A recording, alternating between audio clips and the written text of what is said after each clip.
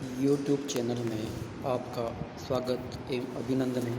आज इस वीडियो में बीए प्रथम वर्ष कला के टॉपिक सूर्याभिताप यानी इंसोलेशन के बारे में अध्ययन करेंगे। सूर्याभिताप जो हैं वो बहुत ही महत्वपूर्ण टॉपिक हैं। आप पिछले वीडियो में या पिछले जो आपने प्रश्न पत्र देखे होंगे तो उसमें आपने देखा होगा कि सूर्याभिताप या सूर्य ताप भी कहते हैं इसको, तो इसके बारे में कई बार प्रश्न पूछे गए हैं। अतः ये टॉपिक बहुत ही महत्वपूर्ण है। अतः आप इस टॉपिक को अच्छे से याद कर लें, क्योंकि समय समय पर इस टॉपिक से प्रश्न आते रहे हैं और आएंगे। अतः आप इसको अच्छे से देख लें। सबसे पहले अपन देख लेते हैं इंसोलेशन क्या होता है, यानी सूर्याभिताप क्या होता है। तो सूर्य से विकिरित होने वाली शक्ति का वह भाग जो पृथ्वी की ओर प्रवाहित होता है, यानी सूर्य विकिरण से जो शक्ति जो प्राप्त होती हैं, जो पृथ्वी की ओर प्रवाहित होती है, उसी को अपन सामान्य अर्थों में क्या है, सूर्याभिताप कहते हैं। यानी सूर्य से विकिरित होने वाली शक्ति का वह भाग जो पृथ्वी की ओर प्रवाहित होता है वो सूर्याभिताप या सूर्यताप भी कहते हैं। इंसोलेशन शब्द सूर्य से आने वाली विकिरण यानी इनकमिंग सोलर रेडिएशन यानी इन प्लस सोल प्लस एशन का द्योतक है। सूर्य ताप को प्रदान करने वाली लघु तरंगों यानी सूर्य ताप को जो प्रदान करती हैं, जो सूर्य से जो आती हैं किरणें, या उसको लघु तरंगों की जो लंबाई जो होती है इसको लघु तरंगे भी कहते हैं। ठीक है, तो यानी ये जो लघु तरंगे हैं इसकी लंबाई जो माइक्रोन इकाई में मापी जाती हैं। इसकी लंबाई 1/1000 मिमी यानी 0.001 mm होती हैं। यह तरंगे, इसकी जो गति है, ये सामान्यतः जीके में भी प्रश्न आता रहता है, आपको ध्यान रखना है। यह तरंगे 2,97,600 किमी प्रति सेकंड की दर से चलती हैं, यानी लगभग इसको 3 लाख किमी मान लिया जाता है राउंड फिगर में। अतः आपको ध्यान रखना है 2,97,600 किमी प्रति सेकंड की दर से चलती हैं। सूर्य ताप का कितना भाग पृथ्वी पर पहुंचता है, यह वायुमंडल व शून्य यानी आकाश की दशाओं पर, यानी वायुमंडल पर जो वायुमंडल व शून्य की दशाओं पर निर्भर करता है। वायुमंडल में परावर्तन, शोषण एवं विकिरण यानी रिफ्लेक्शन,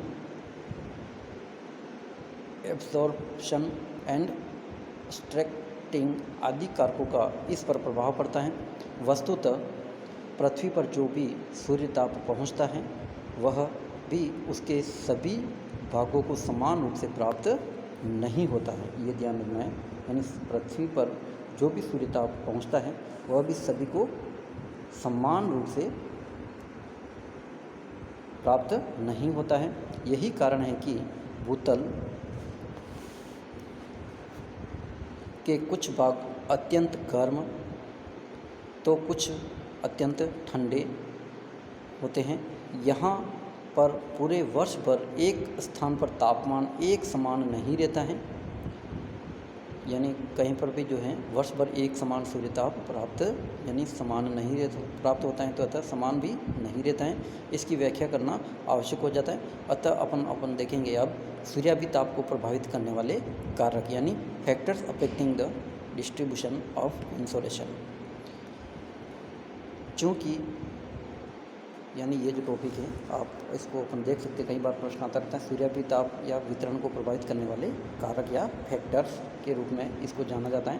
तो कौन कौन से फैक्टर्स हैं, तो सूर्य से ताप की प्राप्ति पृथ्वी के सभी भागों को समान रूप से प्राप्त नहीं होती है। इसी कारण पृथ्वी पर तापमान का वितरण भी समान नहीं होता है या नहीं पाया जाता है। इस वितरण को कम या अधिक करने के लिए उत्तरदायी जो कारक हैं वो इस प्रकार हैं।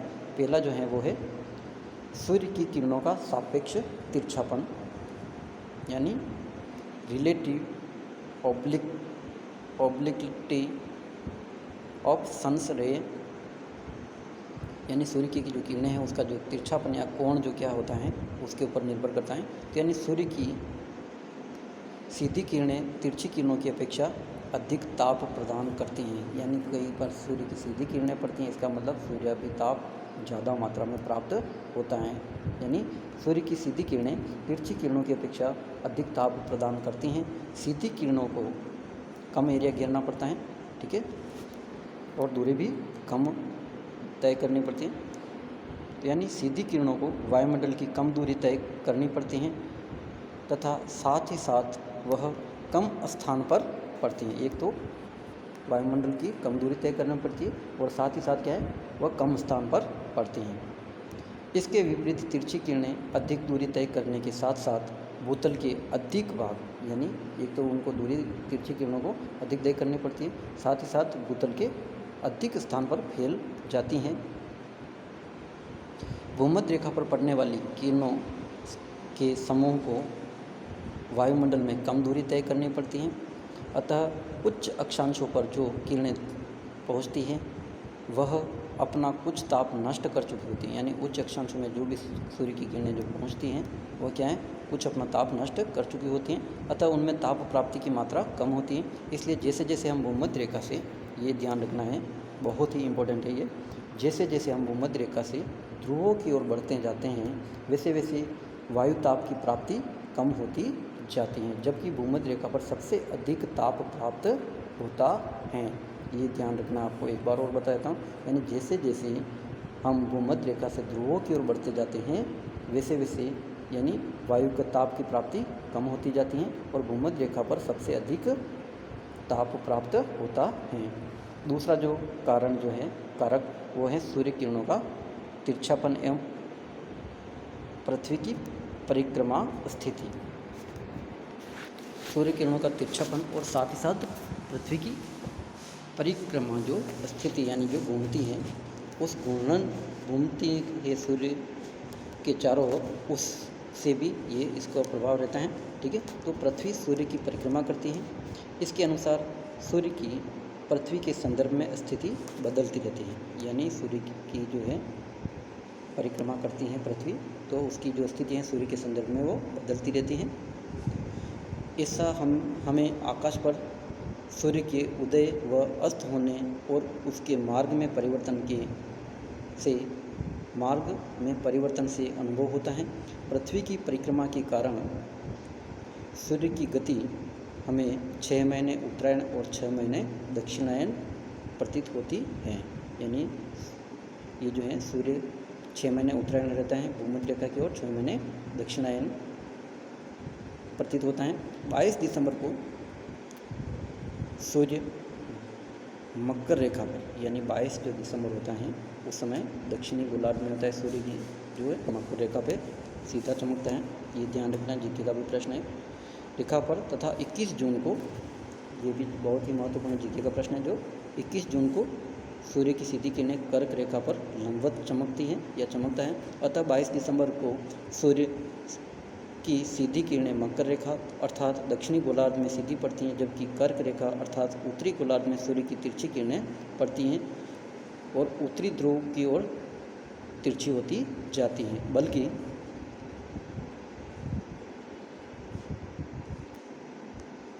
यह उत्तरी ध्रुव व्रत या आर्कटिक सर्किल तक तो बिल्कुल ही नहीं पहुंच पाती हैं और इसी कारण यहाँ ताप प्राप्ति अत्यंत अल्प रहती है। जबकि सूर्य 23 दिसंबर से उत्तरायण गति शुरू कर देता है, यानी 22 के बाद जैसे ही अगला दिन आता है 23 दिसंबर, ये ध्यान रखना आपको, कभी पूछा जा सकता है, ठीक है, कब सूर्य उत्तरायण की गति यानी वो हो जाती है।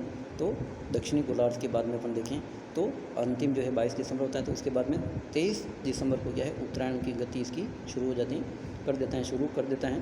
तो शनि उत्तरी गोलार्ध में सूर्य की किरणें का तिरछापन क्या होता जाता है, सूर्य की किरणों का तिरछापन धीरे धीरे कम होता जाता है और सूर्य 6 माह बाद यानी 21 जून को अपनी उत्तरायण यात्रा की अंतिम सीमा, यानी 6 माह बाद यानी 21 जून को सूर्य अपनी उत्तरायण यात्रा की अंतिम सीमा यानी कर्क रेखा पर पहुंच जाता है। इस समय उत्तरी गोलार्ध में सबसे कम तिरछी किरणें पड़ती हैं, यानी सीधी किरणें पड़ती हैं। सबसे कम तिरछी का मतलब सीधी किरणें पड़ती हैं।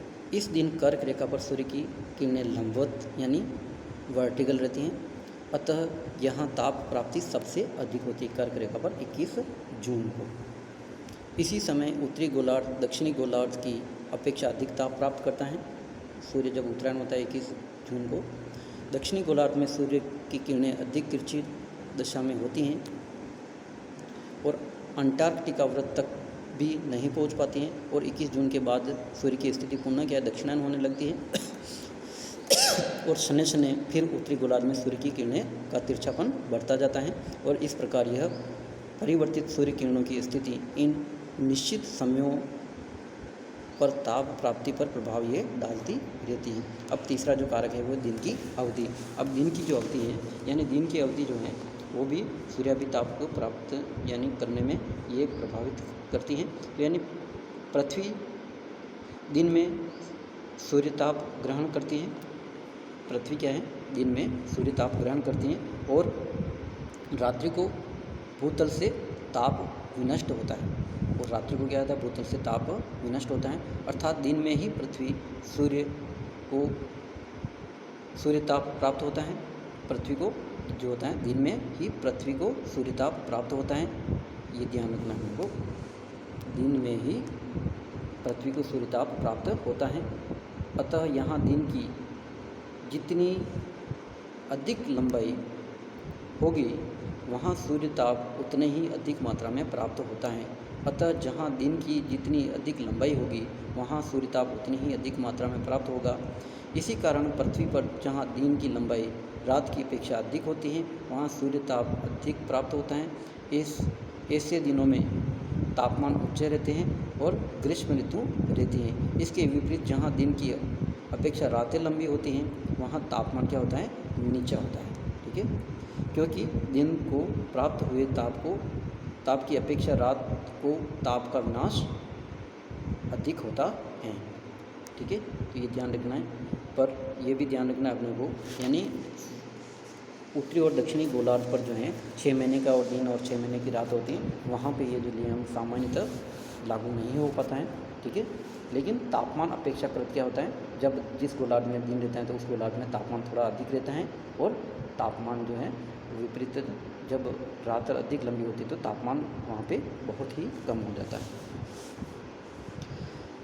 चौथा जो कारक है वो है परिक्रमा में पृथ्वी की सूर्य से दूरी की अवस्थाएं, यानी परिक्रमा जो होता है सूर्य के चारों ओर पृथ्वी का, उसमें जो अवस्थाएं जो होती हैं उस अवस्था का भी सूर्याभिताप की जो प्राप्ति में जो है सीधा असर रहता है। तो सूर्य की परिक्रमा करते समय पृथ्वी की दो स्थितियाँ, पृथ्वी की क्या है दो स्थितियाँ, ऐसी विशेष स्थितियाँ होती हैं जिसमें एक स्थिति जुलाई में पृथ्वी, ये ध्यान रखना है, एक जो स्थिति होती है वो क्या होती है जुलाई में होती है, जो पृथ्वी सूर्य से अधिकतम दूरी यानी 15.12 लाख किमी 15.12 लाख किमी पर होती हैं। इसे क्या कहते हैं सूर्योच्च यानी एपेहेलाइन कहते हैं। ठीक है, दूसरी दशा अर्थात जनवरी में यानी पृथ्वी की सूर्य से न्यूनतम दूरी, यानी वो जो होती हैं 14 पॉइंट यानी 50 लाख किमी होती हैं। इसे उपसौर यानी पेरिहेलाइन कहते हैं। पहली अवस्था तब होती हैं जब उत्तरी गोलार्ध में ग्रीष्म ऋतु की अवधि होती है, अतः अधिकतम दूरी होते हुए भी यहाँ सूर्यताप की प्राप्ति अधिकतम होती है, जबकि दूसरी उपसौर स्थिति में दक्षिणी गोलार्ध में क्या होता है ग्रीष्मकाल का अनुभव करता है, जबकि उत्तरी गोलार्ध में शीतकाल का प्रभाव रहता है। अतः इन दूरी की अवस्थाओं का प्रभाव इतना महत्वपूर्ण दिखाई नहीं पड़ता जितना कि सूर्य की किरणों की पृथ्वी के धरातल से बनने वाले कोण तथा दिन की अवधि का होता है। तो ये जो है अपने को ध्यान रखना है, यानी एपेहेलाइन और पेरिहेलाइन की जो स्थिति होती है उस दशा में जो सूर्याभिताप जो है यानी वो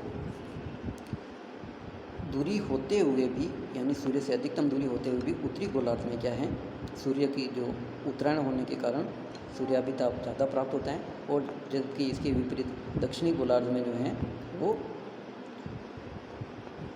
सूर्याभिताप जो है वो कम प्राप्त होता है। जबकि दक्षिणी गोलार्ध में यानी जो क्या है ये जनवरी के माह में जो है वो दूरी क्या होती है, सूर्य से पृथ्वी की दूरी न्यूनतम होते हुए भी, यानी सूर्य क्या है दक्षिणायन होता है, तो उस समय जो है यहाँ पे जो सूर्य की सीधी किरणों के प्रभाव के कारण क्या है, ये जो प्रभाव नगण्य हो जाता है।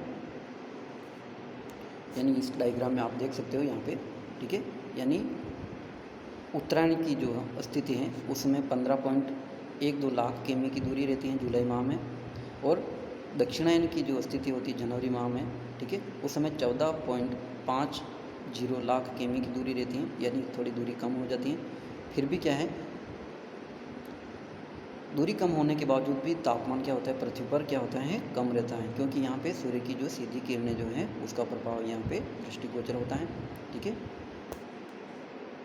अब जो है अगला बिंदु अपन देखें तो पांचवा जो बिंदु है वो है जल और थल का प्रभाव। इसका भी बहुत महत्वपूर्ण होता है। यानी जल और थल में जो है, यानी सूर्यापी ताप को जो ग्रहण करने की जो अलग अलग विशेष यानी जो ऊष्मा जो होती हैं, उस कारण से क्या है तापमान जो इंसुलेशन जो होता है वो कभी कहीं पर बढ़ जाता है तो कहीं पे कम रहता है। यानी पृथ्वी पर जल और थल का जो वितरण जो है वो सूर्य ताप की मात्रा पर महत्वपूर्ण प्रभाव डालता है। इन दोनों के गुण धर्म में क्या है विशिष्ट भिन्नताएँ यह पाई जाती हैं कि थल जल की अपेक्षा शीघ्र गर्म हो जाता है। थल जो होता है यानी स्थल जो कठोर जो भाग होता है वो क्या है, यानी जल की अपेक्षा शीघ्र गर्म हो जाता है और शीघ्र ही ठंडा हो जाता है, जबकि जल की अपेक्षा थल अधिक सूर्यताप प्राप्त करते हैं। जल की अपेक्षा क्या है, थल अधिक सूर्यताप प्राप्त करते हैं। यह भिन्नता जलवायु में महाद्वीपीय व सम का गुण सर्जित करती है। महाद्वीपीय व सम का गुण सर्जित करती है। इसका तात्पर्य यह है कि थल शीघ्र ठंडा और गर्म होता है और उसमें तापांतर क्या होता है, वार्षिक और दैनिक दोनों ही अधिक रहता है थल में, ठीक है, ये ध्यान रखना है। इसी कारण उत्तरी गोलार्ध में थल भाग अधिक होने के कारण महाद्वीपीयता यानी विभिन्नताएँ अधिक रहती हैं। इसके विपरीत दक्षिणी गोलार्ध में जल भाग की अधिक होने के कारण समताप की जो अवस्थाएँ वो होती हैं वो मिलती रहती हैं, समताप की अवस्थाएँ मिलती हैं, यानी भिन्नता यहाँ पे कम दृष्टिगोचर होती हैं। छठा जो कारण है वो है धरातल का रंग, यानी कलर भी जो है, यानी ब्लैक कलर ज़्यादा सूर्य को ऑब्जर्व करता है और जो वाइट कलर जो होता है वो कम ऑब्जर्व करता है, ठीक है, तो ये भी ध्यान रखना है।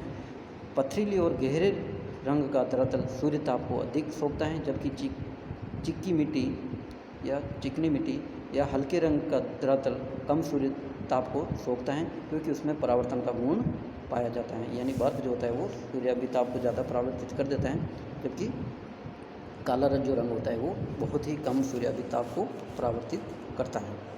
सातवां जो बिंदु है वो है धरातल पर वनस्पति की मात्रा, यानी वनस्पति जो है वो सम और नम जलवायु को बनाए रखती हैं, ठीक है। जहाँ पे वनस्पति ज़्यादा पाई जाती हैं वहाँ पे तापमान जो है वो यानी ज़्यादा नहीं बढ़ पाता है, ठीक है। धरातल पर जो क्षेत्र वनस्पति से आच्छादित होते हैं वहाँ की भूमि बहुत कम सूर्य ताप ग्रहण कर पाती हैं, क्योंकि वहाँ सूर्य की किरणों का धरातल से सीधा संपर्क नहीं हो पाता है। इसके विपरीत वनस्पति रहित सीधे संपर्क में होने के कारण अधिक ताप ग्रहण करता है। वनस्पति का धरातल से 3 से 9% किरणों का परावर्तन हो जाता है, यानी वनस्पति जो धरातल जो होता है वहाँ से क्या 3 से लेकर के 9% तक जो है वो 3 से लेके 9% जो होता है उसका वो परावर्तन कर देती है वनस्पति क्षेत्र, ठीक है। आठवां जो बिंदु है वो है धरातल का स्वभाव, यानी नेचर कैसा होता है, नेचर ऑफ सरफेस, यानी स्थानीय रूप में धरातल की ऊंचाई सूर्यताप को प्रभावित करती है। यानी जैसे जैसे ऊंचाई बढ़ती जाती है सूर्य यानी तापमान जो होता है वो कम होता जाता है। एक समतल व बेसिन नुमा मिट्टी का धरातल पथरीले या पहाड़ी व हिमाच्छादित क्षेत्रों की अपेक्षा अधिक सूर्यताप ग्रहण करता है। पर्वतीय प्रदेश में सूर्यमुखी ढालों पर ताप की मात्रा अधिक प्राप्त होती हैं, जबकि सूर्य के विपरीत छायायुक्त ढालों पर सूर्य ताप की कम मात्रा प्राप्त होती है, क्योंकि वहाँ पे सूर्य ताप की जो सीधी किरणें वहाँ पे प्राप्त नहीं हो पाती। अगला जो बिंदु है वो है सौर कलंक, यानी सन स्पॉट जो है वो भी सूर्याभिताप को प्रभावित करता है। यानी सौर कलंकों की संख्या सूर्यताप की मात्रा को प्रभावित करती हैं। यह कलंक सूर्य की सतह पर गहरे धब्बे, ये ध्यान रखना है, सूर्य कलंक क्या होते हैं, सूर्य की सतह पर गहरे धब्बे के रूप में दिखलाई पड़ते हैं। ऐसा अनुमान लगाया जाता है कि जिस वर्ष सूर्य कलंक के धब्बे अधिक मात्रा में दिखाई पड़ते हैं उस वर्ष सूर्य ताप की मात्रा अधिक प्रसारित होती है। यानी धब्बे बढ़ेंगे तो तापमान सूर्य ताप की जो मात्रा है वो भी अधिक हो जाती है। ठीक है, तो ये ध्यान रखना है। यानी सूर्याभिताप को प्रभावित करने वाले कारक अपन ने आज देखे हैं। यानी ये बहुत महत्वपूर्ण टॉपिक है, कई बार एग्जाम में पूछा गया है। आप इसको अच्छे से पढ़ लें और PDF आपको भेज दिया गया है। धन्यवाद।